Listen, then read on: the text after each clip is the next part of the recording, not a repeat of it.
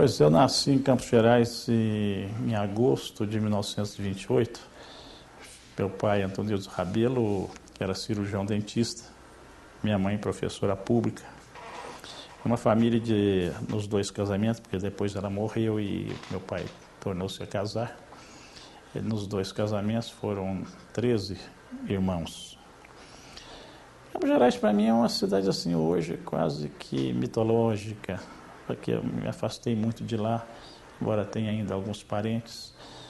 E materialmente ela está muito distante, mas espiritualmente ela me acompanha sistematicamente por onde vou.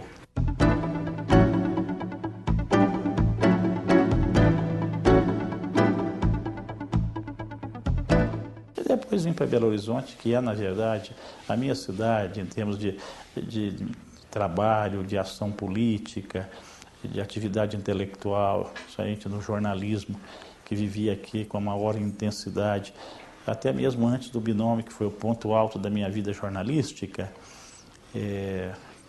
Fui redator de vários jornais, repórteres principalmente, chefe de reportagem, fui chefe de reportagem do Diário de Minas, antigo Diário de Minas, fui diretor da sucursal da Última Hora, diretor da sucursal do Diário de Notícias, da Manchete aqui em Minas, Manchete Esportiva. E finalmente em 1958, quando o binômio já havia se consolidado, ele nasceu, o binômio surgiu em 1952, em fevereiro de 1952, tanto que agora em fevereiro ele estaria fazendo 50 anos, né? E em 1958 eu deixei os outros jornais, porque até então eu acumulava a colaboração no binômio, que, como eu disse, havia sido fundado em 1952 por mim e pelo jornalista Eurarantes, já falecido, meu companheiro Eurarantes. E em 58 eu deixei os outros jornais. E o Euro havia se elegido deputado estadual, aliás, com uma estrondosa votação, fruto do binômio, do trabalho do binômio, do prestígio do binômio, dele também. E a minha vida aí profissional, política, se identificou muito com o jornal. Ele é considerado aí pelos especialistas como um dos pioneiros da imprensa alternativa brasileira. Minas não tinha nenhum jornal de oposição, a imprensa aqui era muito subserviente ao Palácio da Liberdade, mais do que hoje.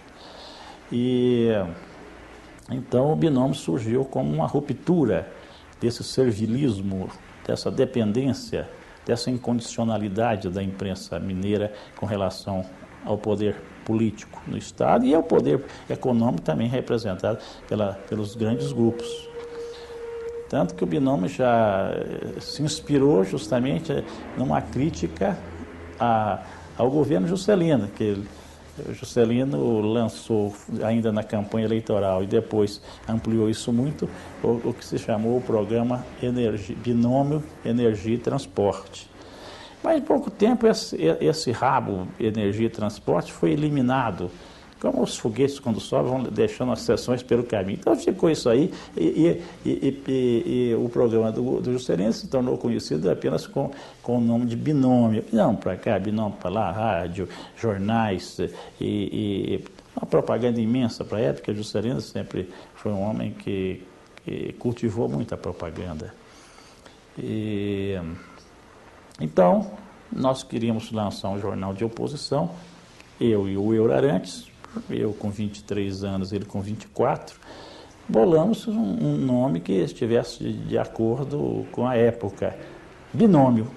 Só que nós dizíamos, contra o binômio da mentira, energia e transporte, o binômio da verdade, sombra e água fresca. E assim saiu o jornal. O Juscelino não ficou com raiva, mas a entourage, os puxa-sacos,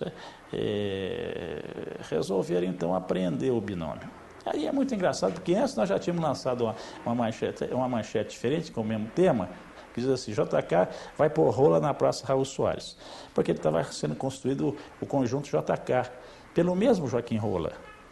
sabe? Então, Juscelino vai pôr rola para aí, em todo caso, pôr rola, né? Em todo caso, não é tão comprometedor. Aí, uns 15 ou 20 dias depois, Juscelino foi Araxá levar rola é pior do que pôr rola, né? Essa é a mentalidade machista que anda por aí até hoje. Para apreender o jornal, nós fomos ao Tribunal de Justiça e obtivemos uma liminar e o jornal pôde continuar circulando. Sabe qual foi a manchete depois da liberação? JK quis pôr rolha no binômio. Esse jornal era muito engraçado, sabe?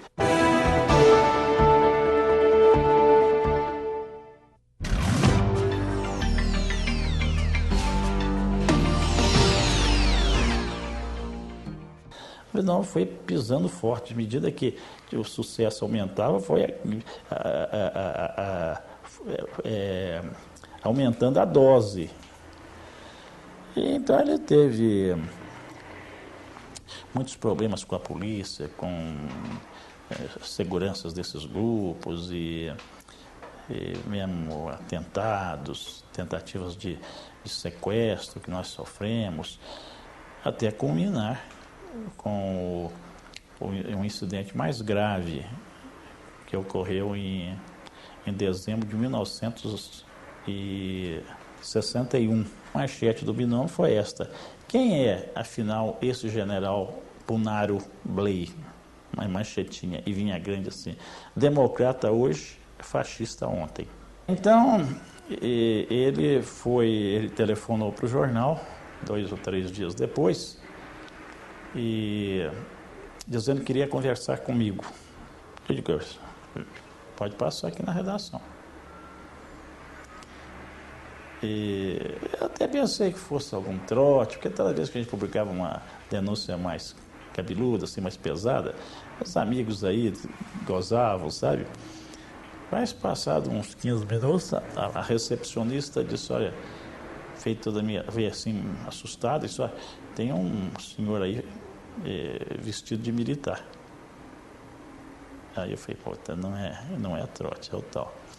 E eu tinha até um esquema para receber os ofendidos, os ultrajados lá no jornal. O jornal brigava muito, deixava a pessoa esperando lá uns 15 minutos lá, para refletir bem, refrescar a cabeça, né?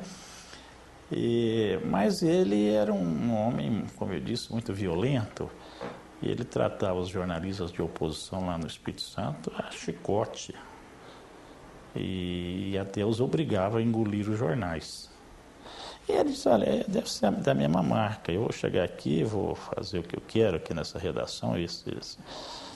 Então, depois desses 15 minutos de purgatório, eu mandei entrar e mandei fechar a porta para nós conversarmos a sós.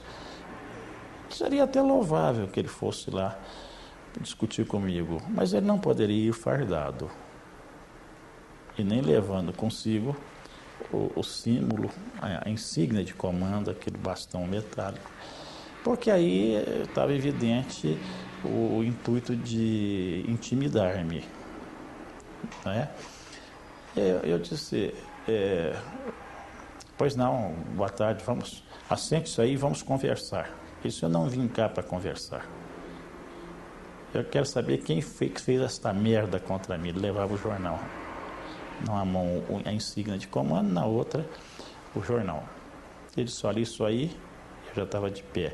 Isso aí não é merda, isso é uma reportagem muito fundamentada. E eu sou responsável por tudo que sai no jornal. Ele me agarrou pelo pescoço. Sem conversa. Tentando agredir-me com aquela insígnia, com aquele bastão. Eu muito jovem também, tinha 30 e poucos anos nessa época, eu não me contive, aí nos atracamos. E ele levou a pior, porque eu, naquela época, lutava muito bem. E foi bastante atingido ele, no rosto, no corpo, a roupa toda arrebentada. Agora, e ficou por lá ainda. Aí entraram outras pessoas na sala, nos separaram. E ele ficou lá provocando, xingando e tal, quando até entraram os fotógrafos, e isso foi documentado fotograficamente. Agora, aí, pois bem, ele disse, esse não vai ficar assim e tal. Já estava com o ajudante de ordem que subiu também. E eu digo, não, eu sei que não vai ficar assim, mas o senhor não vai voltar mais aqui sozinho, só vai voltar com muita gente. E dito e feito, passadas 2 horas, eles desceram lá do 12 Batalhão, do CPOR, da base aérea, juntaram-se na rua lá do Binômio, desviaram os ônibus, cercaram o edifício, subiram e destruíram tudo. Cara, que eu já imaginava que eles fossem agir assim, né? Não estava mais lá. Prenderam vários colegas, prenderam até deputados que estavam lá, quando souberam da violência, foram lá protestar, foram presos, absurdo, rasgaram até identidade de carteira dos deputados que estavam lá. A depredação do Binômio teve repercussão até no exterior, Le Monde, Pravda, New York Times, revista Time, tem uma reportagem até que eu reproduzo no livro que fiz sobre o Binômio, né? E chega a 64, era a hora, como eles vitoriosos derrubaram o governo Goulart, era a hora da revanche. E foi justamente esse episódio, principalmente esse episódio, mais do que qualquer outra razão, a causa do meu exílio. Eu tive que sair, porque eu estava sendo caçado por elementos ligados ao general, que guardavam aí, tinham a ideia de vingá-lo.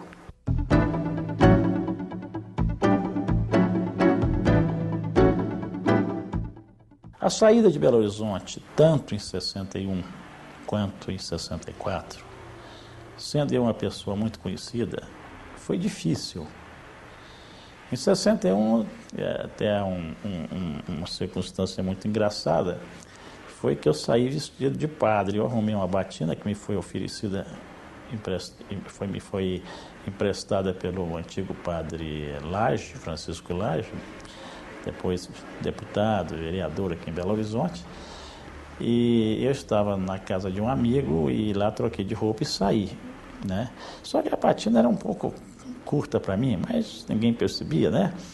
E aí vem um punhado de piada, que a senhora se aproximou, mas que padre bonito é esse? Não quer essa conversa toda? Que não era nada bonito, mas era um padre grande, né? Vistoso. E a outra, o senhor não pode me dar a bênção. E aí que diz que eu não posso dar a bênção, não, mas tem um santinho aqui para lhe dar. Essas piadas todas que vão saindo. E realmente eu saí de Belo Horizonte vestido de padre. Nesse período eu fiquei uma semana só, logo em seguida voltei. Voltei e reassumi o jornal. E, como eu disse, depois fui candidato a prefeito, e mais uma situação muito tensa entre nós e os militares. Muitas vezes eles iam provocar a gente nos comícios, né? E, bem, em 64, como eu disse, era a hora da revanche, a hora do acerto de contas para eles. E eu não podia esperar. O golpe foi de 31 de março para 1º de abril, e no dia 29, o governo Magalhães Pinto, já integrado no golpe, adotou aqui em Minas, juntamente com o comando militar, a cidade já estava controlada, e adotou o que se chamou Operação Gaiola, que era a prisão de todas as lideranças e personalidades ligadas de alguma maneira com o governo federal. E a minha fuga foi fantástica. Isso eu já contei algumas vezes. Às 11 horas, mais ou menos, 11h30 da manhã do dia 29, eu descia por um elevador do prédio para um almoço que eu iria ter com vários amigos, inclusive com Edgar Melo, que hoje figura aí, entendeu? Tão importante da propaganda mineira, da história da propaganda de Minas. Íamos até para um almoço, ia ser até me lembro o nome, o restaurante Rondinella, na Rua da Bahia. Pois justo no momento em que eu descia, por um elevador do prédio para esse compromisso, eles subiam pelo outro. Um general reformado e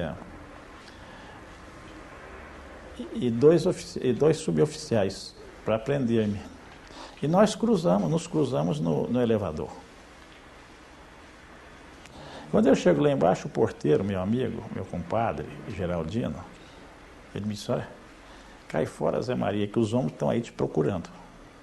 E eu digo sempre que esse foi o conselho mais inteligente que eu recebi da minha vida. Graças ao meu amigo, inesquecível amigo, que é hoje desaparecido, Geraldino, porteiro do prédio. E eu então fui lá, passei ainda lá no restaurante e disse para eles: olha, vamos tirar até uma foto que o Rodolfo Rocha fez. Eu não sei onde é que anda essa foto, tentei recuperá-la e não consegui. Porque talvez a gente vá ficar muito tempo sem se ver. Eles não imaginavam o que era. E aí eu desapareci. Eu já tinha um esquema de fuga, porque eu estava vendo que a coisa estava muito complicada. Fiquei numa casa, foi noutra, mudei de cara, tingi o cabelo, sabe? Botei um óculos e fiquei esperando o momento de sair de Belo Horizonte, porque a cidade estava toda controlada. No dia 2 de abril, eles foram comemorar a vitória num ato em frente ao Palácio da Liberdade. Estavam generais todos, Magalhães Pinto, todos os golpistas. Era um momento de festa. Nesse momento eu estava saindo para São Paulo outra vez. E ainda ouvi o foguetório da Praça da Liberdade. Eu saí, isso me ficou muito tempo na memória. Eu saindo de Belo Horizonte para uma temporada de 16 anos e os fogos estourando na Praça da Liberdade.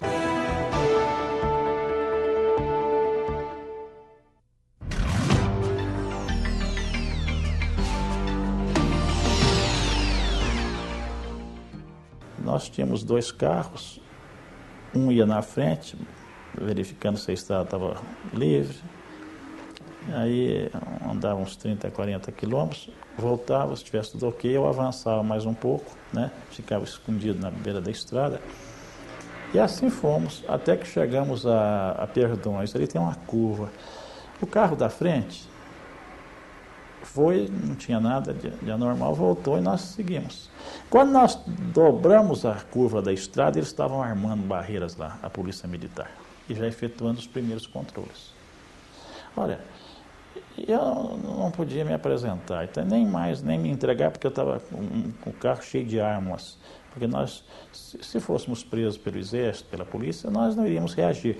Mas havia os chamados grupos de voluntários, que eram organizações paramilitares, aqui, muito atuantes aqui em Belo Horizonte, em Minas, que mataram muita gente e tal. Nós íamos resistir, que a eles nós não nos entregaríamos. Aí, rapaz, o meu primo, Francisco Gomes, que estava no carro da frente, teve um momento de extraordinária lucidez.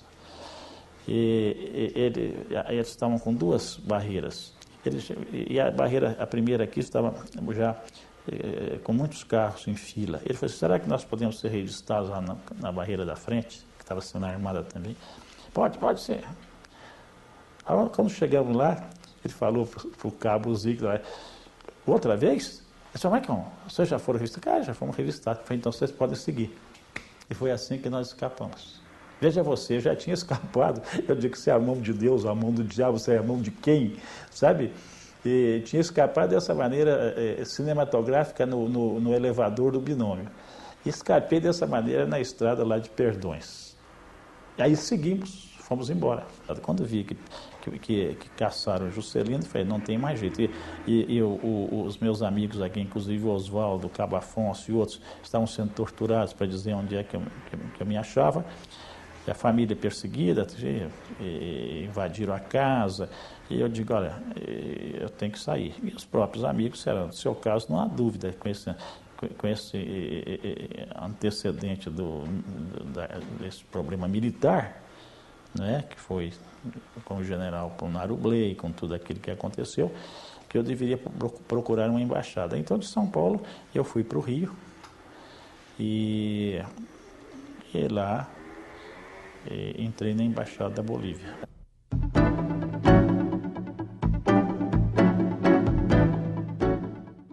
Apenas nesta altura, em julho, apenas as embaixadas da Bolívia e do México estavam ainda concedendo asilo.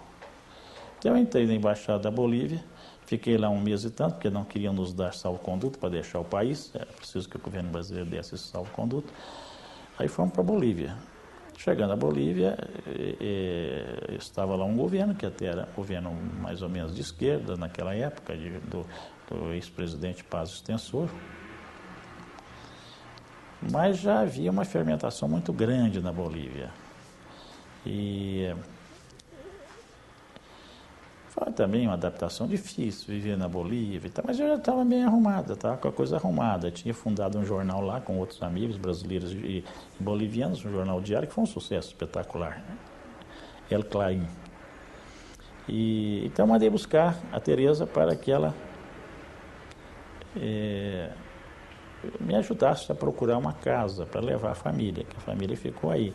E muita gente pergunta, que ficou como? Como é que vivia? Vivia, fomos vendendo as coisas que tínhamos, porque eu nunca fui um homem rico. E vendi terreno, vendi casa, vendi, né, para manter a família. E a Tereza tinha um emprego, ela era funcionária dos Correios. E com isso ela e os meninos foram se mantendo. Com alguma ajuda de um parente e outro, mas eles também tinham seus problemas, né? Não podiam estar nos mantendo aí indefinidamente. E no dia que ela estava lá e pusemos anúncio no jornal procurando uma casa para alugar, antes que aparecesse o primeiro interessado, começaram a cair as bombas, a Força Aérea bombardeando o palácio do governo. Eu estava com ela num hotel bem próximo de onde estávamos. E as revoluções na Bolívia são muito violentas. Eram coisas terríveis que nós vimos lá, um morticínio geral, morreram. Em 2 ou 3 dias, 2.000 pessoas. Saíram muitos feridos, hospitais cheios. Aí, você imagina, isso foi dia 4 de novembro. Aqui, o golpe, 1º de abril. Dia 4 de novembro, nós estávamos sentindo o segundo golpe, sofrendo o segundo golpe. Inclusive o golpe apoiado pelos militares brasileiros. Foi quando o general René Barguentos assumiu o governo lá, que ele era vice, e chefiou o golpe, derrubando Paz Extensor. Tereza voltou ao Brasil, né? Você imagina, conquistado de espírito, né? E eu saí para o Chile, tendo que começar tudo de novo. Cheguei ao Chile ainda na eleição do ex-presidente Eduardo Frei, o primeiro, né? E assisti a todo o governo da Unidade Popular, da Democracia Cristã, e depois, em 70, setembro de 70, a eleição do presidente Allende. E para viver, como é que vive no exílio, família grande? Olha, a parada é dura, porque, sobretudo na América Latina, não há ajuda nenhuma dos governos. Imagina que eu, para sair, tive que pagar o avião. O embaixador disse, olha, nós não temos verba, te dou asilo, mas você tem que pagar o avião. E saímos, inclusive, vários para a Bolívia, inclusive o ex-ministro José Serra, com quem nós vivemos na mesma república lá. Ele, o jornalista Neiva Moreira e outros mais, sabe? E o exílio é isso, você tem que procurar trabalho, porque a vida não, você pensa, vai para o exílio, chega lá, é mantido pelo governo. Na Europa, os governos nos deram um certo apoio durante 3 meses, sabe, um local para ficar, uma ajuda de custos, né? No Chile fiz assim uns trabalhos extras para uma instituição ou outra, lá tinha muita instituição internacional, como tem até hoje, CEPAL e outros, né? E fazia um folheto aqui, que é a minha atividade. E depois fui contratado por um desses organismos internacionais para fazer todo o trabalho de divulgação. E há um pouco tempo era até diretor desse organismo chamado DESAL, Centro para o Desenvolvimento Econômico e Social da América Latina. Mas essa instituição era muito conservadora, no fundo era conservadora. Quando veio o golpe, quando veio a eleição de Allende, houve um pânico nos meios conservadores do Chile, né? E essa instituição saiu do país. E até eu digo, olha, eu tinha perdido o emprego no Brasil por um golpe de direita. Perdi o emprego na Bolívia por um golpe de direita. No Chile perdi o emprego porque houve uma vitória da esquerda, porque essa gente caiu fora. Mas foi gente muito cordial, muito correta, me pagou a indenização toda e tal. E com isso eu fundei, então, uma organização de venda de livros, sabe? E fundei lá, eu organizei a primeira livraria de ciências sociais da América Latina, porque ali havia um interesse muito grande, pesquisa no campo das ciências sociais, organismos de todo tipo. Então, com essas minhas livrarias, em 2 anos, elas já eram 5 livrarias. E eu tinha mais 3 já projetadas. Um sucesso. Minhas livrarias lá, as livrarias de ciências sociais, foram um sucesso. Realmente espetacular. E até isso me comprometeu muito, porque elas passaram a ser o centro dos exilados da América Latina toda, que afluíram ao Chile durante o governo Allende. Então eu era muito identificado com todo o processo. Fiquei lá de janeiro de 65 até janeiro de 74, porque o golpe foi em 73. Em setembro de 73 vem o golpe, que foi brutal, né? E a destruição do Palácio da Moneda, eu vi tudo pelo rádio, Eu vi inclusive o último discurso do Allende, que eu tenho até a cópia comigo, e foi impressionante. De um lado, no começo, na manhã de setembro, de 13 de setembro, 11 de setembro, no começo ele tinha as estações de rádio quase todas com ele. Depois foi diminuindo, e do outro lado os conspiradores. Foi uma batalha radiofônica, e a gente impotente assistindo aqui. No final, o Allende já estava só com uma estação clandestina, transmitindo com as torres clandestinas de uma rádio controlada pelo Partido Comunista, a Rádio Magallanes. Quando ele fez o discurso final, que ele dizia: eu não renuncio, e isso aqui é um golpe a serviço dos interesses internacionais, do imperialismo associado à oligarquia chilena, e eu estou aqui, vou denunciar, e ficará meu gesto como denúncia da violência, da felonia, da traição, sabe? É um discurso impressionante. Pero que aprovechen da eleição. O capital foráneo, o imperialismo, unido a la reacción, creó el clima para que las Fuerzas Armadas rompieran su tradición. O golpe, logo à tarde, o golpe foi pela manhã, à tarde eles já foram para as rádios todas, as pessoas não podiam sair de casa.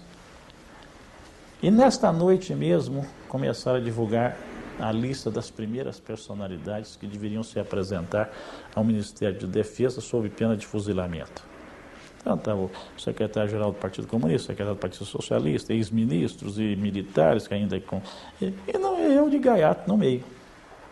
Falei, poxa vida, o que eu vou fazer agora? Aí foi duro, viu, rapaz? E no dia seguinte, à noite, eu fiquei em casa, esperando, porque essa hora você não pode também, você precisa precipitar. Nessa noite, eles cercaram a casa.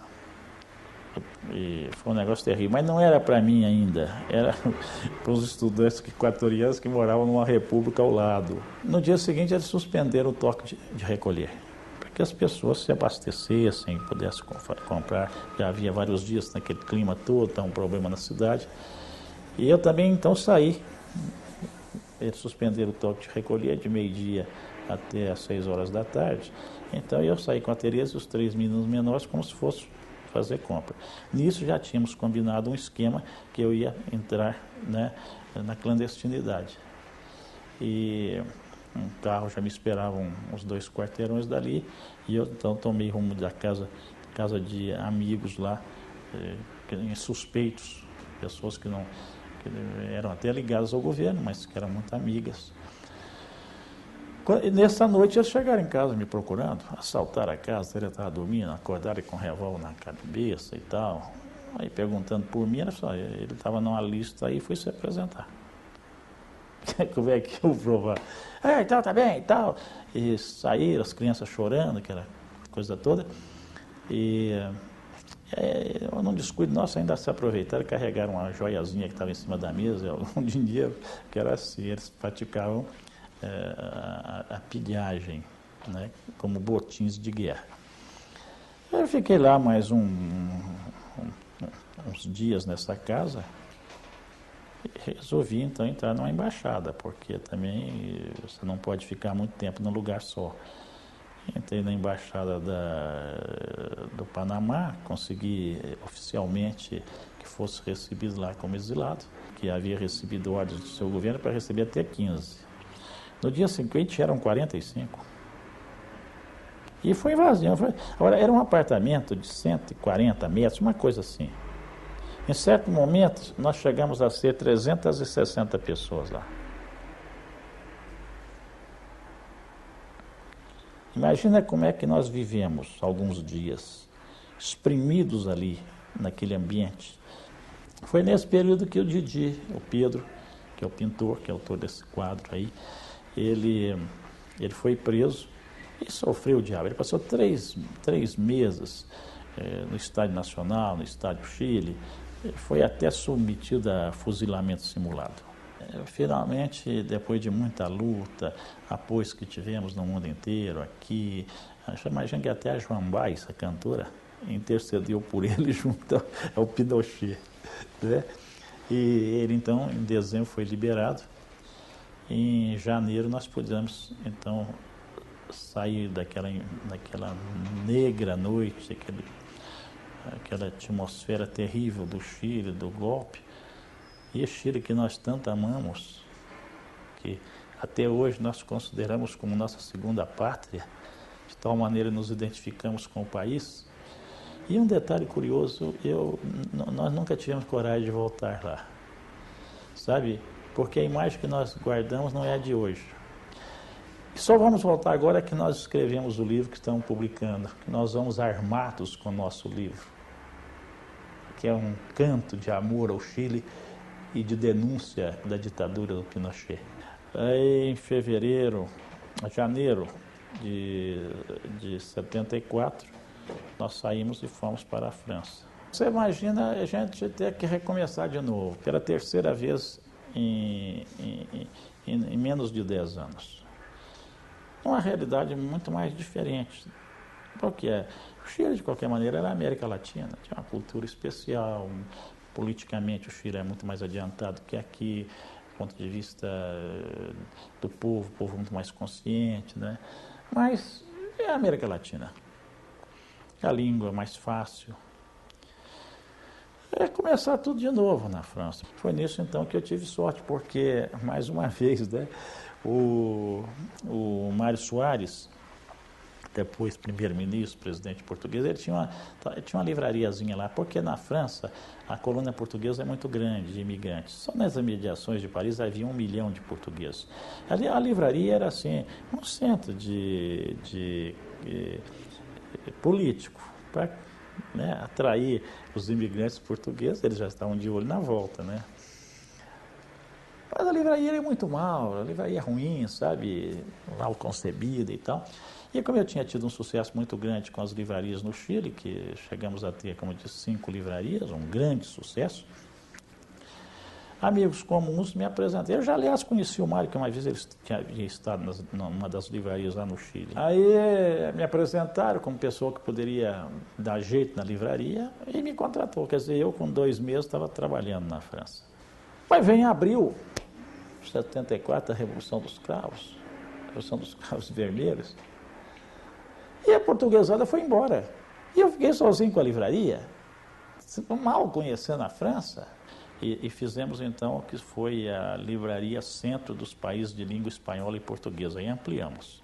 Era uma belíssima livraria, considerada a melhor livraria estrangeira de Paris. Olha, isso é muito, porque lá você tem grandes livrarias americanas, inglesas, alemãs, italianas, não é?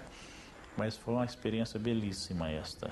Em pleno Quartier Latin, nós tínhamos a livraria muito bonita, muito bem decorada, uma seleção de material. Olha, livraria que só Paris e Nova York comportam.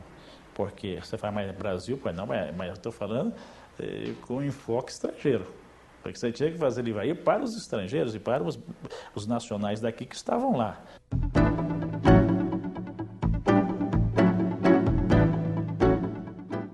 Voltei no dia 22 de dezembro de 79. Foi principalmente a emoção da saída, porque nós tínhamos muitas dúvidas sobre como encontraríamos o Brasil depois de 16 anos. Como o Brasil nos receberia, gente que mudou tanto lá fora, que nossa perspectiva de vida, tudo isso, a experiência que tivemos. A gente tinha um receio muito grande de um conflito. Já não tão jovem quando saí, porque eu saí com 34 anos, estava voltando com 50. E dentro disso lá, mais do que a partida, o que dói é a volta. Quando você não sabe ao certo se está voltando ou outra vez partindo. Isso sintetizava perfeitamente o que a gente sentia. Porque nós estávamos saindo já de um outro mundo que tinha sido nosso durante 16 anos, para voltar ao Brasil, do qual nos havíamos separado por todo esse tempo. Como seria o reencontro? Surpreendentemente foi natural, porque aqui estavam as nossas raízes, estavam as nossas fontes de inspiração, aqui estavam os nossos amigos, estavam os companheiros, estava a nossa vida.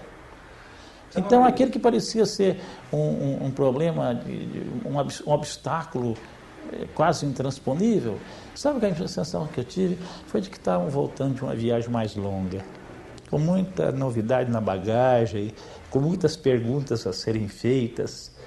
E essa foi a sensação. E hoje a gente olha para trás, e eu sempre comento isso com a Tereza, e nos perguntamos, será que fomos nós mesmos que vivemos tudo aquilo? Será que aquilo tudo aconteceu conosco? Porque foi um período assim que, cronologicamente, muito longo. Mas depois nós fomos ver com o tempo que ele foi se encurtando e praticamente desapareceu. Como se aquele ato da nossa vida no Brasil tivesse desaparecido. Tudo que você faz com a consciência do que está fazendo vale a pena.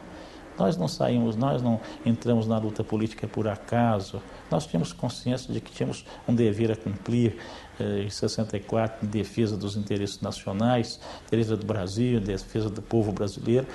E sabíamos que isso era um risco, porque assim é através da história. Todos aqueles que questionam os interesses dominantes pagam um preço caro, não é? Nós, tanto que não temos mágoa, nós não voltamos com rancor. Nós voltamos com muitas lições que aprendemos. A primeira coisa que nós vimos lá fora foi o seguinte, que é possível vencer a miséria e a fome. Há países que o fizeram, em que você não tem crianças na rua, você não tem velhos abandonados, em que toda a população tem direito à saúde, à educação, à segurança. Depois, aprendemos muito que é preciso ir com cuidado quando você faz uma proposta de transformação social. E as lições que aprendemos, não é, que foram dolorosas em alguns casos, elas são uma ajuda para nós sabermos, nós compreendermos os novos desafios que estão aí. Essa luta não termina, e nós que somos nisso, nós somos um pequeno instante.